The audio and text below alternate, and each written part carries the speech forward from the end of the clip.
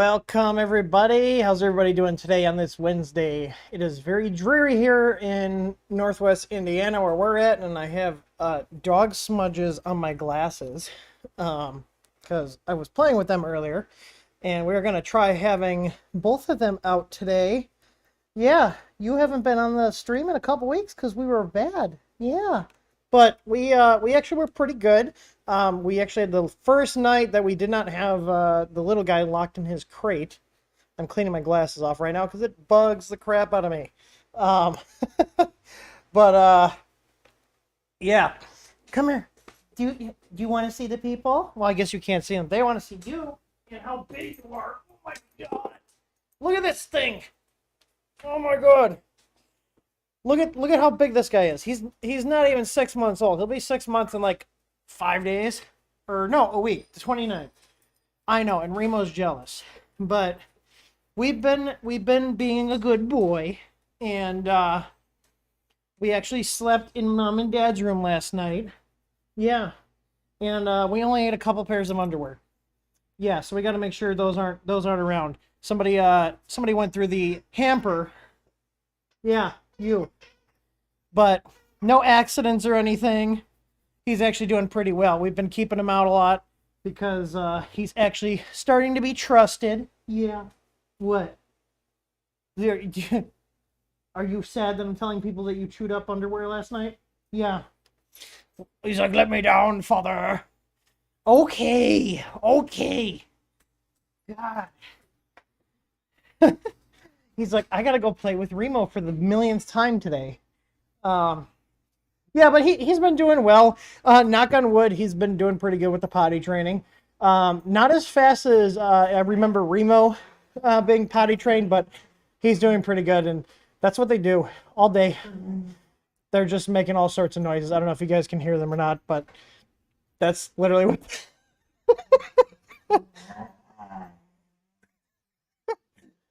Oh my god. They're ridiculous. But anyways, he didn't eat them, he just chewed them up. So I should probably clarify that. He just chewed them up. So yeah. Oh well. We're just gonna make sure everything is off the floor, so the puppy doesn't have any opportunity to destroy things. But other than that, he's been a pretty good boy. Is he bringing me a toy? He was trying to. So, anyways, how's everybody doing today?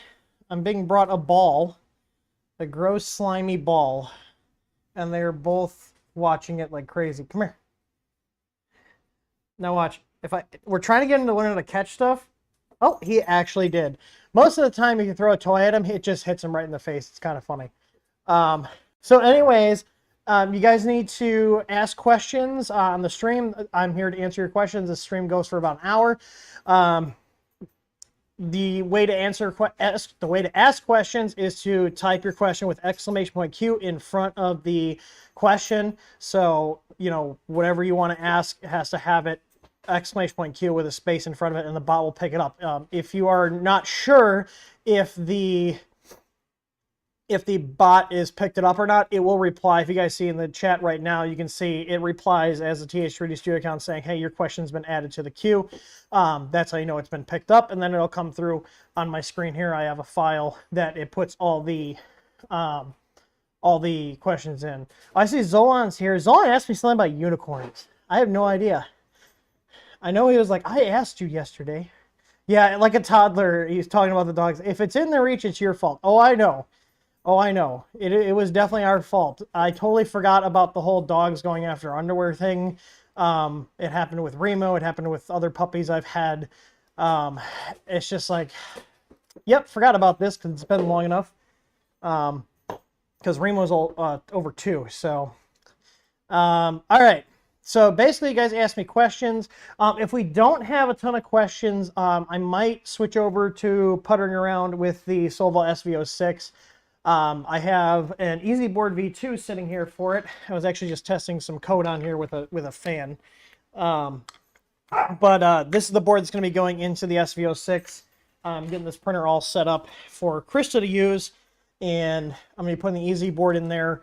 the V2 that we have, and then the replacing the sensor for the auto bed leveling with our Easy ABL, just because I've seen enough people saying that they've been having weird issues with the stock sensor, that if it's going to Krista, she's going to be using it. I don't want her to have any issues. Her Ender 2 Pro that I put our actual prototype of our Easy ABL Micro, which is our little 8mm probes, that's what she's been using on there, and it's been great for her. So I do have this. So our shop manager, Danielle, she brought her printer in to have Sean take a look at it because she was having some issues with it, and he opened up the printer board and found this. Do you guys know why this happened? This is the terminal this is the main power terminal from her control board. This was an Ender 3 she had got from a friend of ours that said he had gone over it. And it's, you know, great to use, except he clearly did not do a thorough job of going over the printer. Yeah, this is what happens when your wires are tinned, okay? This is why I tell everybody, stop tinning their wires. And like, I think this was kind of loose. You can see here, I have not like tried to loosen these up. This is how it came off the board. And you can see this is loose in there. And if you look in the bottom here, you can actually see the tinned wires. So the guy that sold this to her, who told her he had gone over it, clearly did not go over it. This is why we tell you to not use the tinned wires, because this is what happens. This is a fire hazard. Like, look how terrible that is. You can smell some burning electronics when that printer was around. Yeah, like, it's a legitimate issue. The best way to terminate it is with crimp ferrules, which we do carry those in our shop. But the free way is to just snip the ends off, strip the wires, and put them in with no tinning on there. So this is what will happen. And if you don't catch it, like this was there for a little bit. If you don't catch it, this could potentially cause a fire inside the machine, which is pretty terrifying. So yeah, if you have not already, like if you're watching this video and you have not gone over your connections to your wires on your printer, go and do that after this stream or right now or while you're watching it. Like, this is a legitimate hazard. Now, lucky for her, I think this was on a 427 board. You know, I've got all sorts of boards we keep around just for pulling parts off of. So Sean actually replaced the header. So he desoldered this and replaced the header or the terminal with the one that wasn't burnt. And that board was, you know, working fine now. But this could have been a lot worse if it wasn't caught when it was. So, yeah. I see somebody mentioning the SVO6 Plus. We have one of those on pre-order, so we'll be doing that. I see it's got the crappy screen the SVO1 Pro had on it, so our plans are probably going to be as clear as day. We're going to make a screen kit for it, do the firmware, and give it the whole TH3D treatment. I did pre-order that machine. I'm usually against pre-ordering, but Soval has been... I think I've pre-ordered, they're probably actually the company I've pre-ordered the most machines from, and they do actually deliver on them. So they're one of the few places I will pre-order a machine from. And in general, like, they do a good job with their printers, you know, especially for the price. So, all right, we have to get into the questions here. So if you guys feel free to ask questions. Just listen. If I call out your name, I'll usually read your YouTube name unless you tell me, hey, call me this. So just keep an eye out, because sometimes I'll have additional questions in regards to your question if I need further information. So we're going to jump into this. Tor is the first person answer or ask a question. He said, what's in the box? I'm assuming he meant the box you can see on the camera. It's on the other side of my workbench here. It is, if that's what you're asking about, those are print samples of coax filament in the rolls we printed the samples from, like the little maker coins, the TH3D maker coins. So, yeah, it's a box of filament and print samples. So that's what that is. And then he's also the second question here in the queue with, what are the biggest things you would change about the Ender 6 enclosure top? I need a top for my Mercury 1. I'm thinking the flip up front to avoid taking the top off all the time. Yeah, that's exactly, before I got to your comment about the top with the flip up, that's probably the only thing I would change, maybe either buy or print some hinges. But other than that, just having the top that drops down onto there is, you know, fine. I got to make sure we have seeds in the on a table in the garage, and I'm gonna make sure the puppy's not messing with them. We're gonna start germinating those. I bought some lights for starting them. We gotta get all that set up. But he was nosing the empty dog food bag that was on the floor because he's a little chonker and he loves food. I'm sure you guys who know dogs will be surprised that a golden retriever loves food. Pretty sure it's like their favorite thing to do. So, anyways, let's see. Julio Reyes says, is the next one, he said, is there a way to change the stepper current on the stock Ender 7 board without a multimeter through G-code? I don't have a multimeter. No, there's not, and you should buy a multimeter. I literally just had a guy that I spent 3.5 hours with on the phone last night because he was convinced that our Ender 6 LCD kit was a problem, and it ended up being he had a faulty end stop switch, and he didn't have a multimeter. Go buy a multimeter right now. If you guys are watching this channel right now, I'm not even joking, go buy a multimeter. We don't even sell them. Go buy a multimeter. It is a tool that is indispensable to have for troubleshooting. There's literally one sitting here right on my desk. This is a fancy one. I have this one because I like how fast it updates, but this is overkill for you guys. If you want to spend money on a good one, by all means. This is a good one. This is from EEV Blog. This is a really nice one for a handheld one, but this one's like $300. You don't need a $300 multimeter.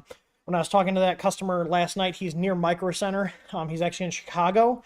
And Micro Center actually has a decent multimeter for under 20 bucks. So seriously, go buy a multimeter. Stop procrastinating. Go buy a multimeter. You have a device that's going to at some point need some sort of electrical troubleshooting. You need to have a multimeter. With a multimeter, you can test to make sure you have continuity on your wires. You can make sure you can test your resistance on your bed, on your heaters, your thermistors, all sorts of things. Get a multimeter. They're cheap. It's less than a roll of filament. It's less than a cheap roll of Chinese filament.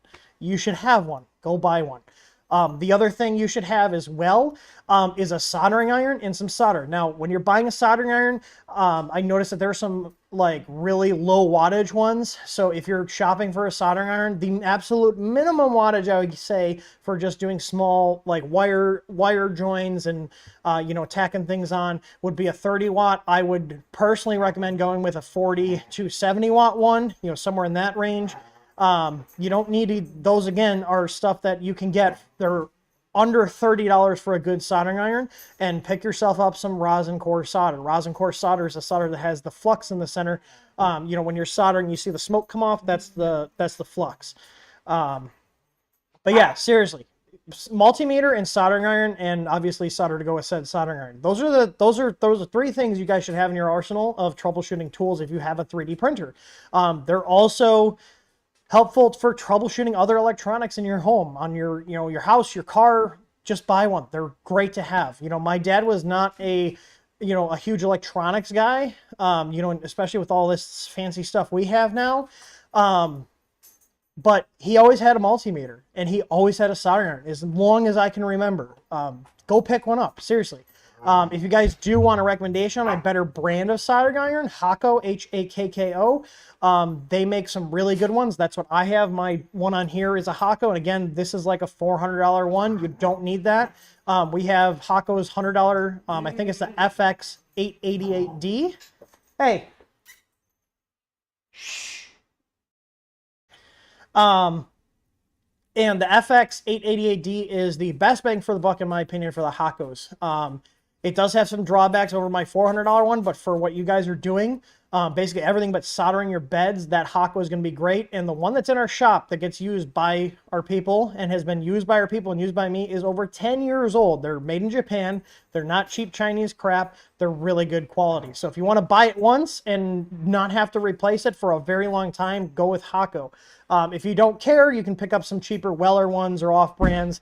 Soldering irons are something I probably wouldn't recommend picking up off brands, because as somebody who's bought them as just like little extra soldering irons I have around, I've had issues where they've almost caught on fire, like the heating element just starts running away and getting cherry red. A soldering iron is not something I would probably buy an off-brand thing with. So, yeah, those are just my 2 cents. But yeah, you need to have a multimeter. Don't go blindly adjusting your VREF without a multimeter to read it. And yeah, the Ender 7 stock board, you cannot set those currents with G-code. It's not physically possible because the drivers are not wired up in that manner. The next question is from 3D Experiments, and actually, before I get into this, would somebody mind like time stamping where I think it shows the timestamps, right? Even on the video. I'm wondering if I should like do timestamps because I'd like to go back and edit the video so we can start having these segments so people can jump around to see like, hey, you know, talking about tools or something, and you know, this next one we're going into talking about beds and heating, that kind of stuff. So let me know. I'll be right back because the puppy just hit the bells to go outside, and I don't want pee in my garage. I'm coming. I'm coming.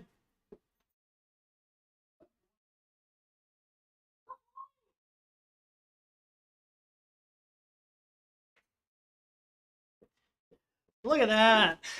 Look at that. We use the potty bells. I'm so proud of him. Anyways, yeah, I see Truggy saying the TS100 is a great iron for RC drones and 3D printers. So here's the thing. I have had 3 TS100s, and these are Chinese-made irons, and I feel like I probably just lost the Chinese lottery buying them multiple times, meaning I was using them, and after about 2 weeks, I got about 2 to 3 weeks out of every single one, and they just stopped working. They stopped powering on. So the TS100 is supposed to be one of those ones that's really nice, or that whole series, but I have had 3 of them fail. I have had 0 Hakko irons fail, so I will spend the extra money and buy a Hakko. Buy it once, cry once, is my thing, you know? Yeah, and it wasn't the power adapters. Checked all that stuff. Like the ones I had the little OLED screens on them, and they were completely dead. Power adapter was fine. But yeah, I've been, you know, burned by the TS100, so I stay away from them. So if you solder enough, it's worth just buying a nice iron. I don't regret even the $400 one here. And before we go into 3D Experiments things, since we're talking about irons again, the main difference between like the $400 Hakko I have on my bench here versus the one I used to use is the way it delivers heat to the tip. The $100 one has like a ceramic core, and the tip for the iron slides over that. So there's a lot of thermal mass between the actual heater itself and the thermistor that reads the temperature and your actual tip you're soldering with. So the drawback with that is if you're soldering onto something like, let's say, a printer bed, or you know, like a circuit board that's got a really thick ground plane, there's going to be a lag between the temperature dropping and it actually heating up. The one I have, not only is it a higher wattage that it's capable of putting out, but the heater and the temperature sensor, so the thermistor, is actually very, very close to the tip of where you're soldering. So it's more of a, well, I think they call it a direct heat. So basically you get really tight temperature regulation, and that one I can also put a larger tip in, like a chisel tip, and it'll put up to 120 watts into that tip, and I can solder beds with it. The thing with that Hakko FX888, that $100 one, it will not solder beds. So before I had that in my office here, I used to have that 100, or that I think it's an 80 watt that the FX888 is. Someone can look it up, but it's not as beefy as the one I have now, but it would not do beds. It did not have the wattage. So I would have that one in addition to a 100-watt Weller that I paid $100 for, and all that Weller was a giant one. Usually people use it for stained glass, and it had a giant chisel tip on it, and I only use that for soldering beds because it had so much power. Now I have one. So, you know, that's just where I'm at with them. But yeah, again, haven't had any issues with Hakko irons. You know, the fact that I can hand down an iron that I've used for years to my shop team, and they've used it for years, and it still works, tells me everything I need to know about irons. You know, like I doubt a TS100 would hold up with, you know, basically I use mine, I would say maybe every 2 days I'm using my soldering iron. I'm pretty sure I would have worn through if I got a working TS100. Something would have broken just from using it a lot. So anyways, all right.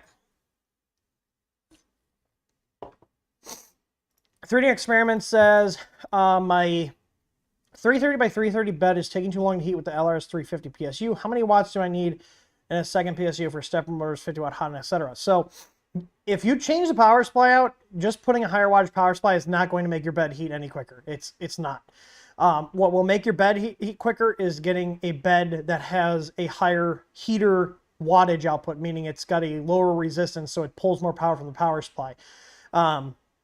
That's changing the power supply or putting a second one is not going to change how much it heats. You're going to actually need to buy a new bed heater, and typically that's part of the bed.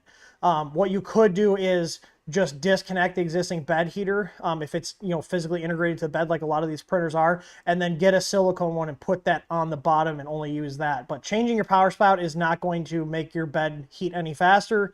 That's not how it works. The component will only draw as much power as it is as the resistance is. So that's basically on these types of things, the resistive elements, and what determines how much wattage they pull is how many ohms of resistance they have. So the lower the ohms of resistance, the more wattage they're going to pull from the power supply.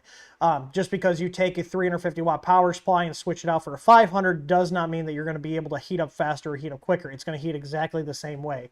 And for most printers, the 350 watt power supplies are fine for the majority of machines that you're going to buy off the shelf. So if you're using the stock bed heater, there's chances are it's probably going to be one that's only going to pull within spec of a 350 watt power supply. So you're going to have to actually change the heater on the printer board. At that point, if you need something bigger than a 350 watt power supply, you could go down for just your stepper motors and basically everything but the bed. This actually came from a Wanhao i3 Mini. And this is all they used for everything but the bed, because they didn't actually have a bed. And this is a little LRS 50, 24 volts. So a 50 would be fine to drive everything but a bed in most printer cases.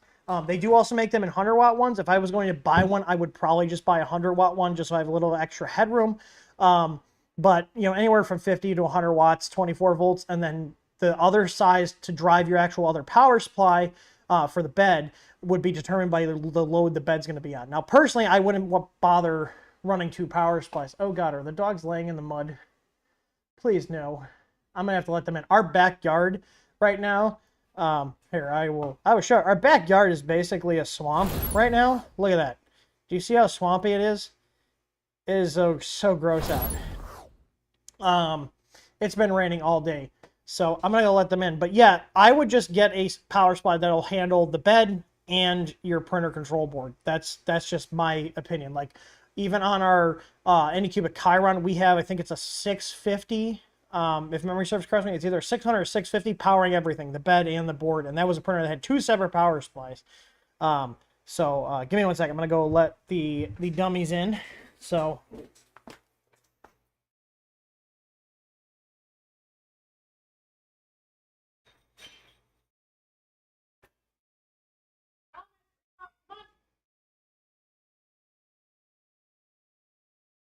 Oh, you guys are damp.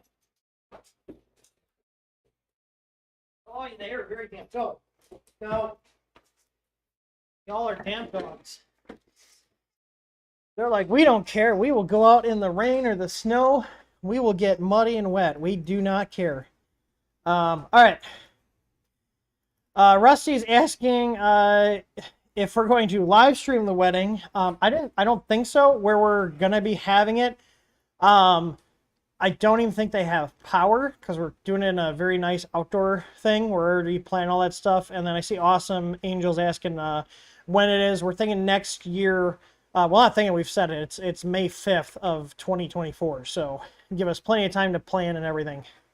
So, all right, let's see. Are you gonna 3D print your wedding cake topper? I'm not opposed to it. That'd be kind of cool. Maybe do a custom one.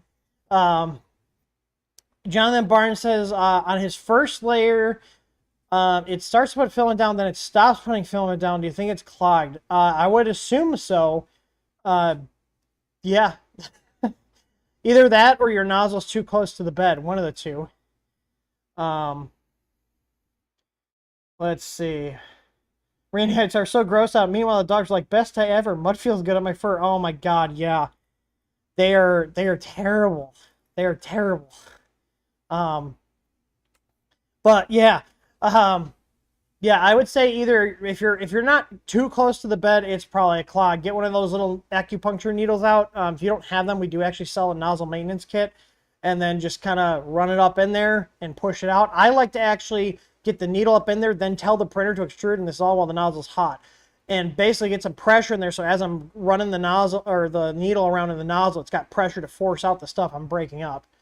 Clax asking, do you run Docker in multiple instances of Octoprint? So I do run Docker, but not for Octoprint. Actually, if you guys have ever used our easy firmware site, that's running on Docker, and the proxy server that handles the request to it is also running on Docker. I actually have a couple of Docker VMs set up here that run various services. But yeah, I have a couple Docker systems because we have certain stuff that runs for just like my personal stuff. I have stuff for the company stuff, and I keep them separate. They're on different VLANs and whatnot. But anyways, no, I do not run Octoprint in Docker. That sounds like a pain in the ass, to be completely honest. I have literally Raspberry Pis for each individual printer. And I'm actually going to be deploying the new Pi kits. I call them Pi kits because that's what everybody calls them. But I'm getting ready to launch the new kits using the other boards from a company called Rock that we've built a custom image for. So basically we can start getting Octoprint kits out the door again. We haven't had them for, I want to say, over a year now at this point, because the Pi boards are still out of freaking stock. And actually, since we're talking about those, there was a Linus Tech Tips video where they were going over alternative Pi boards, and a lot of the comments made really good points. Is the Pi boards aren't popular because they're the fastest, because they're the best boards. They're popular because of the community around them. You know, think about it, it's the same kind of thing with the printers. A lot of people buy printers based on, okay, how is the aftermarket support for it? How is the community support for it? And Pi's are the kind of the same way.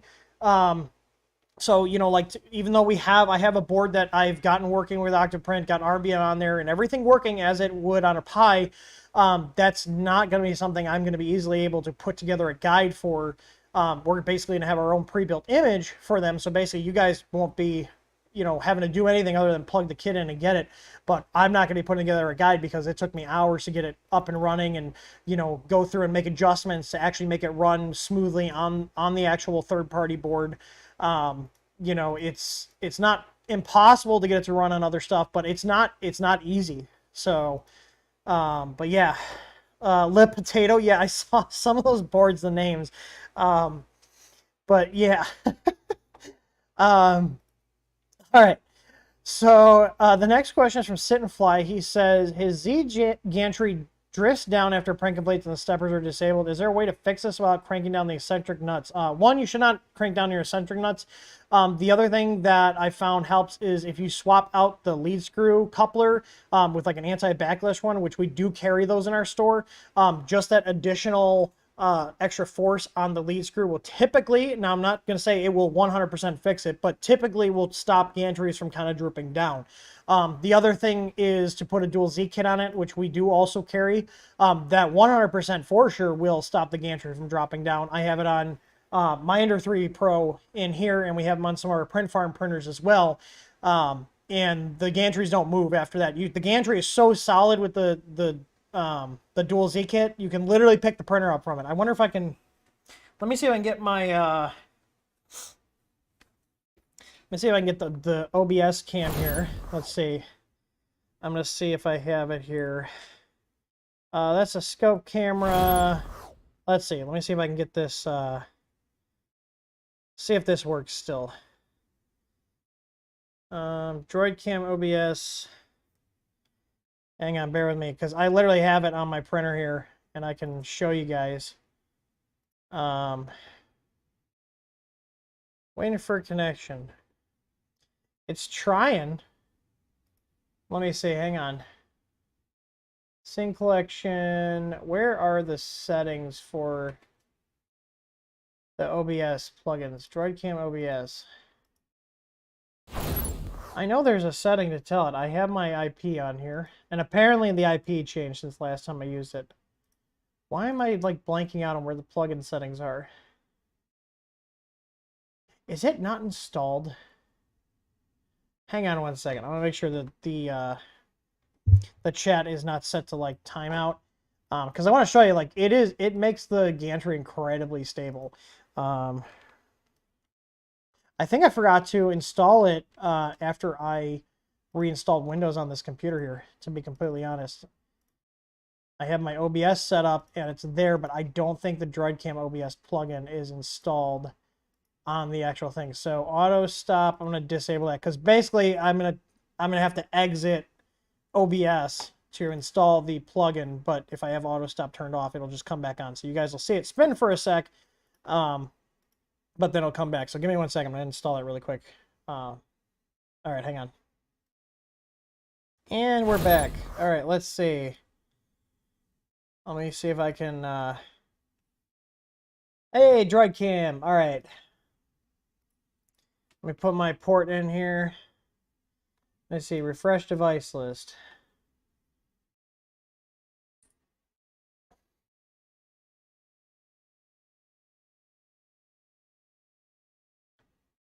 Come on, you should be able to see it. Activate. Looks good, a bit dark. Okay, smart, yes. All right, let me see if this will work. Activate. There we go. Look at that. Let me mute my main mic here.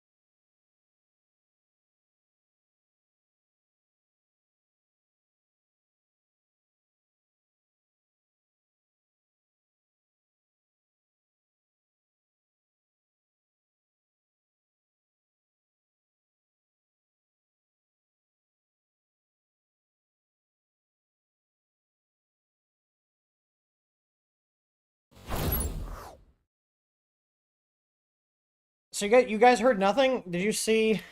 Can you guys hear me now? Check, check. I mean, I see the levels on OBS. I don't know. I guess I'll have to check it out again. It's supposed to be put in the audio. I don't know why it would be showing me. Anyways, I was just showing that like it's not gonna drop under its own weight ever, and it locks the damn thing in. So. Yeah, that's weird because when I was on the phone one, I don't know if you guys saw me zoom in and put the camera up to the screen, you could see the audio level going. I don't know why I didn't put it to there, but anyways, that's a thing we'll figure out for another stream. All right. Oh, we're already 36 minutes in. All right, let's see. So I see Michael Hill asking, can you expand more about the ABL fade causing the Z offset issue? So this mysterious Z offset issue, I have never been able to replicate, and Tor has been the only person, as far as I know, that that's been on our team that's been able to replicate the issue. And the issue is basically that the best I can explain it is your printer is ignoring the Z offset even though it's in your firmware. And I can't replicate it. I've never been able to replicate it.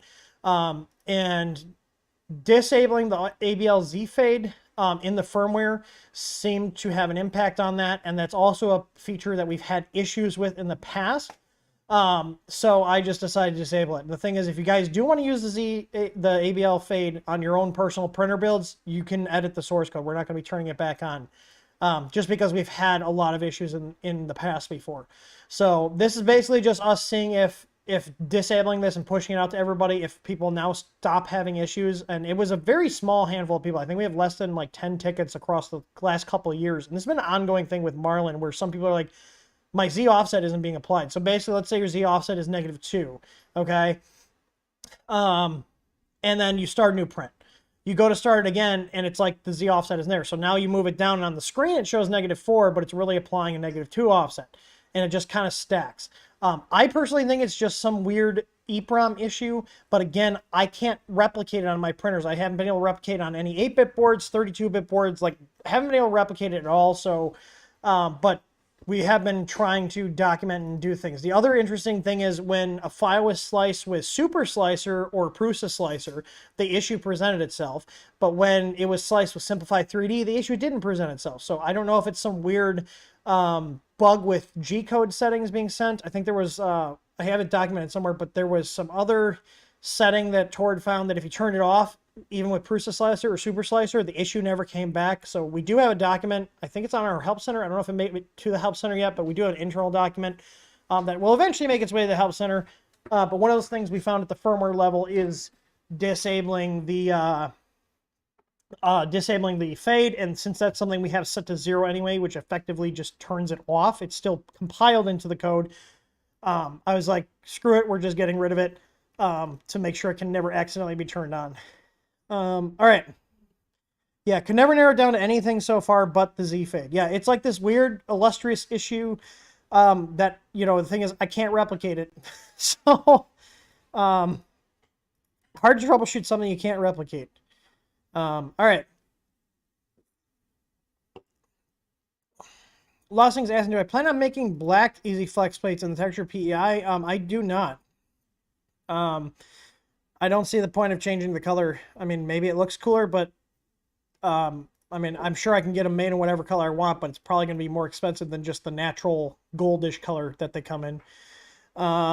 John Lieti from Australia says, are you going to put an Easy board in Ender 6? At some point, I have the SVO, or Ender 6, I meant, not, did I say Ender 6 or SVO 6? He's asking about the Ender 6. I want to. Mine has actually been working. I actually just reflashed the firmware and things just started working again. I haven't had issues with the Z driver shutting down, but it's also been cooler in here, so maybe that's it.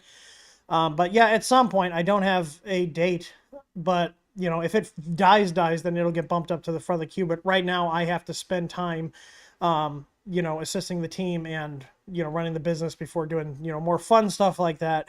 But if you do want to put the Easy board in your Ender 6, we do have, or any other printer that's not officially supported, we do have our DIY firmware where you can plug in, you know, your values in terms of your, you know, your steps per millimeter, your bed size, and it kind of guides you through. So you can use our board in a custom printer, and custom printer would be anything that we don't have official support for. So meaning, hey, we have the firmware for the Ender 3 for the Easy Board V2. We have the firmware for the Ender 5 and the 5 Plus, that kind of stuff.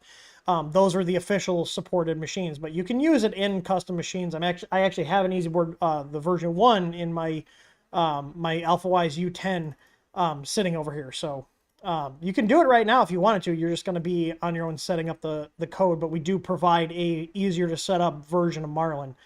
We just call it the DIY firmware, and you can still use that that configuration file. You basically edit it on your computer, and then you can upload it to our site. So you still don't actually have to compile it yourself. You're just editing the configuration file, and then you can upload it to our site, the Easy Firmware site, and have it compile it for you. So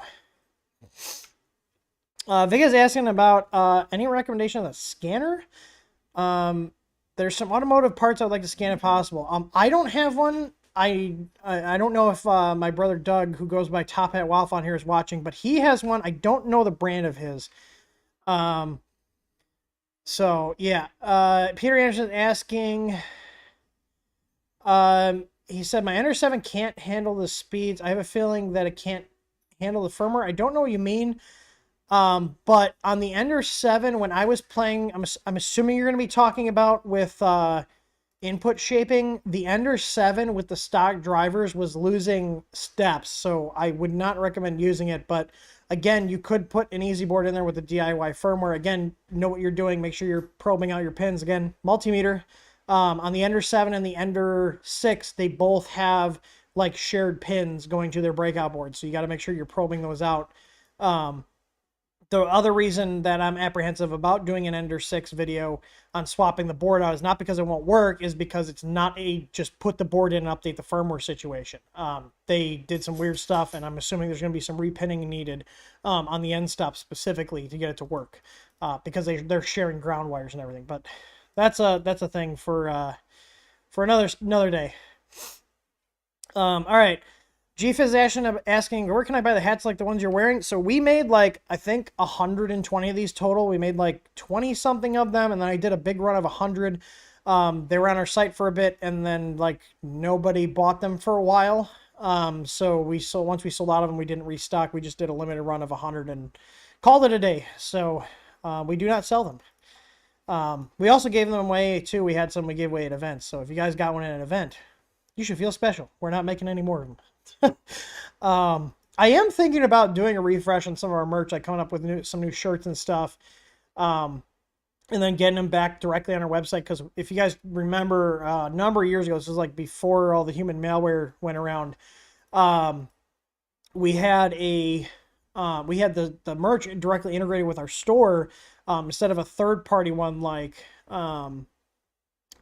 we have now. Like right now, third party being a separate site, it's all through Teespring, and their stuff is good. It's actually where this jacket I think came from. I can't remember if I got this from Teespring or Printful, but Printful is what we're using. They basically are fulfillment, so we don't have to stock it. They print it on demand, and it takes about a week, and then you get your stuff. But they had issues with delays during COVID because everybody was trying to start up their own clothing businesses during COVID, and they basically got overwhelmed and couldn't scale, and we were unhappy that it was taking 3 to 4 weeks for our customer orders to ship because people were complaining to us about it not shipping quickly. So we dropped them as a vendor, but they've now alleviated those issues, and it was just the time it was taking for them to make the products. It was never actually the quality of the products. So but the nice thing with them is they integrate directly with our site, so you can just go on our website and shop like any other thing. You're not going through a third party, and then they just send out the packages unless they do like prints on there. So I'm not making 400 clipper shirts, dear God. I mean, I think if I did,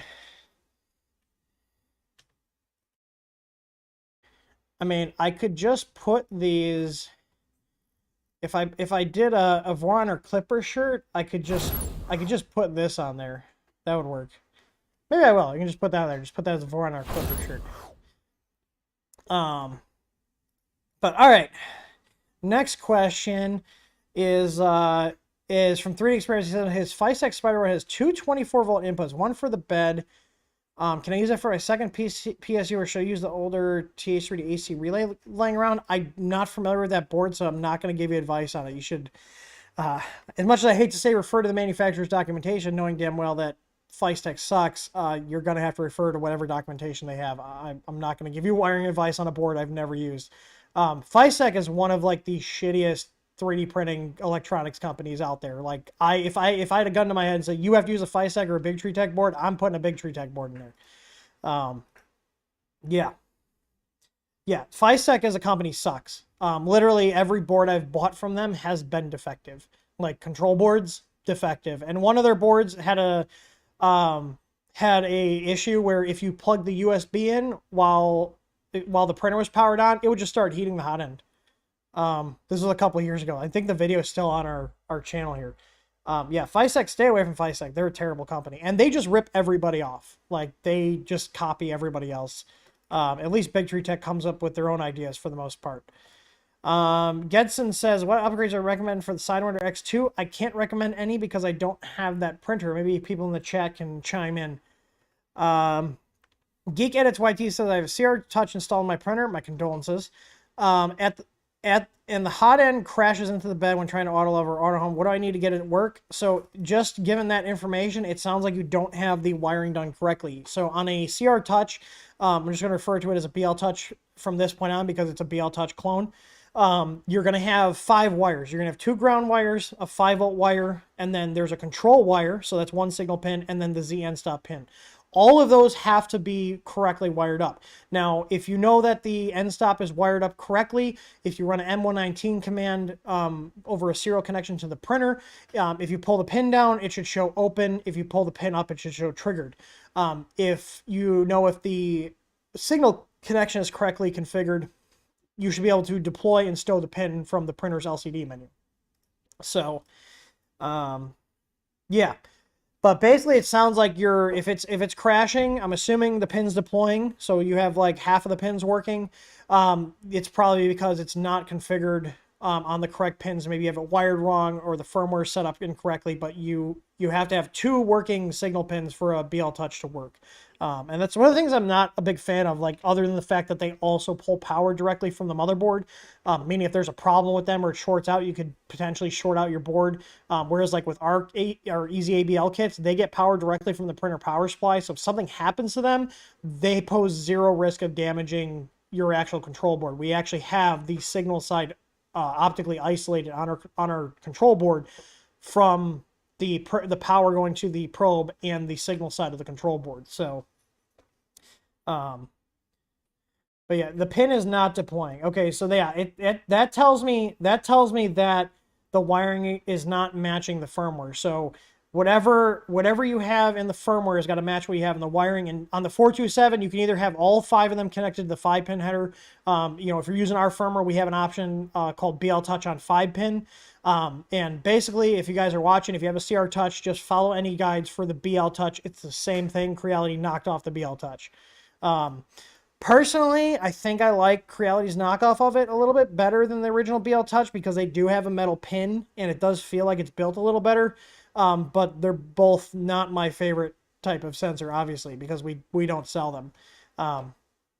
The next question is Reliable Rusty said, "Oh, some way we can donate for the wedding." I don't have that set up, but Krista and I were actually thinking about that because, like, you know, we could do it. We were thinking about doing a registry, but like I'm pretty well established in life, and a wedding registry is usually to help people get started.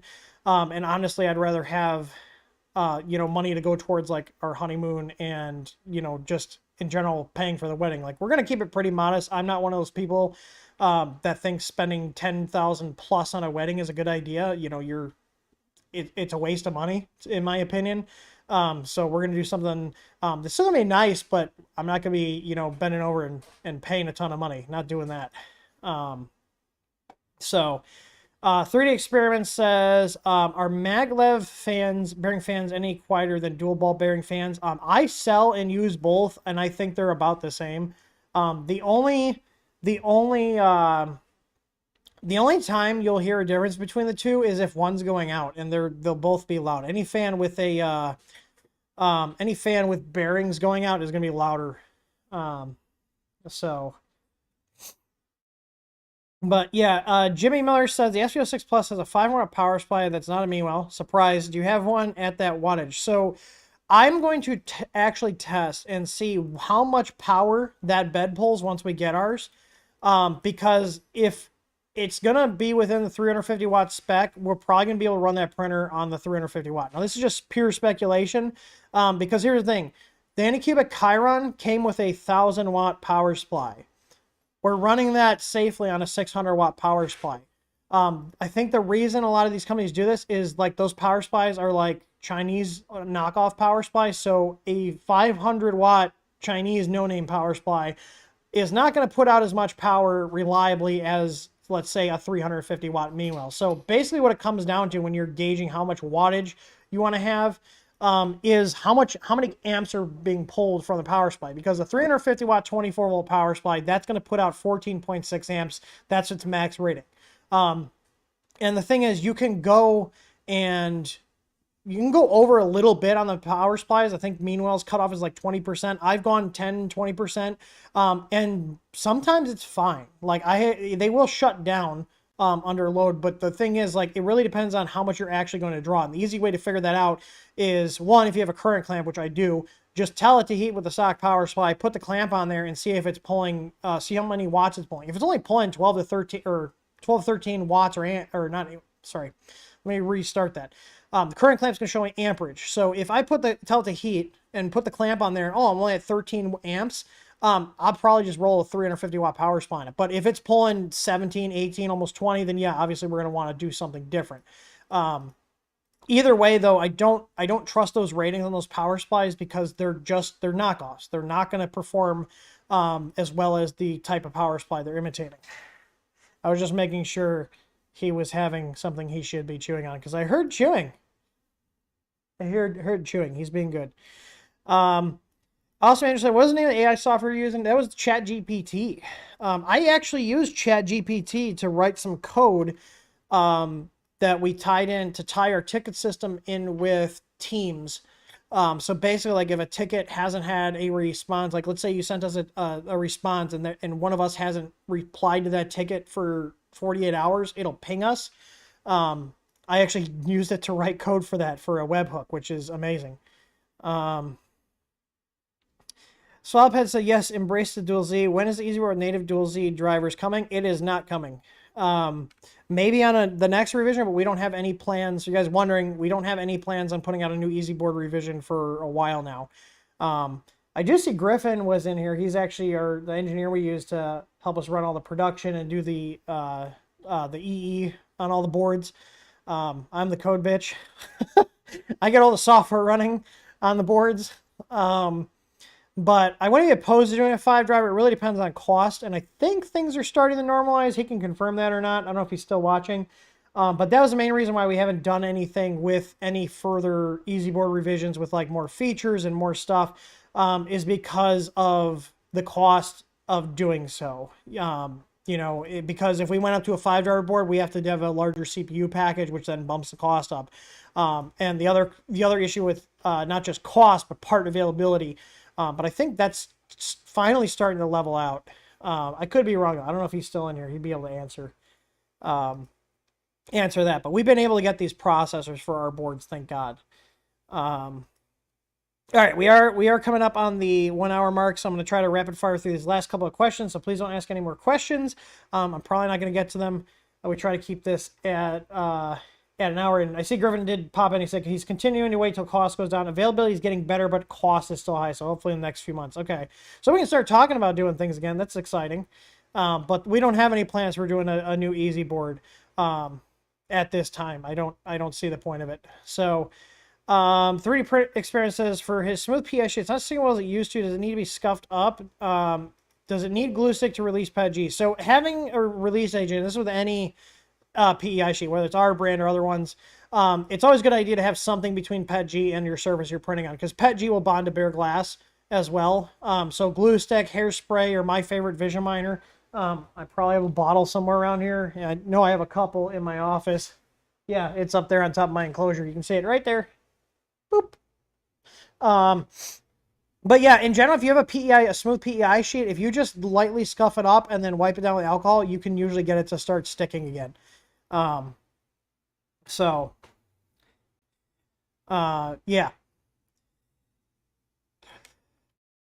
All right, Lost Thing's asking about putting Unified 2 on his FiveSec cheetah board. Is it supported? Nope, and it will never be.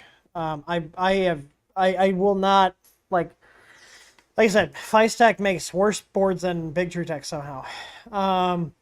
Flag is asking about, can you recommend a park cooling fan for a high flow setup, thick layers and nozzles? I run dual 5015s on my my big printer. I have an AlphaWise U10, which that's what it started its life as. It's basically, I'm just reusing the frame in the bed at this point with the motors. But yeah, dual 5015s are a must if you're printing over a point, like 0.8 or higher, especially if you're trying to get out the filament fast. Just one thing to look into is that sometimes you can also overcool, so you might have to play with the fan settings, because I've had issues where I'm not printing fast, but I'm still printing with that big nozzle and overcooling, and I start having parts curling up. So you can also have issues with that. I see you say you're looking at different fan sizes. I personally wouldn't, unless you're designing your own one. I use 5015s on everything I can just because they're readily available, and they do move a lot of air. So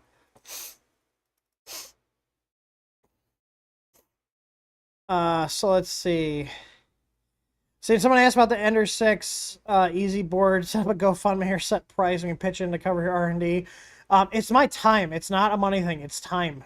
And right now, because the economy sucks right now, we don't have as many people on staff as I'd like to, and we can't hire more people. So I guess it is a money thing, but it really comes down to time. The more time I spend dealing with tickets where people are yelling at us because their printer's a problem and not actual product, is more time spent wasted. It sucks. That's a rant for another day.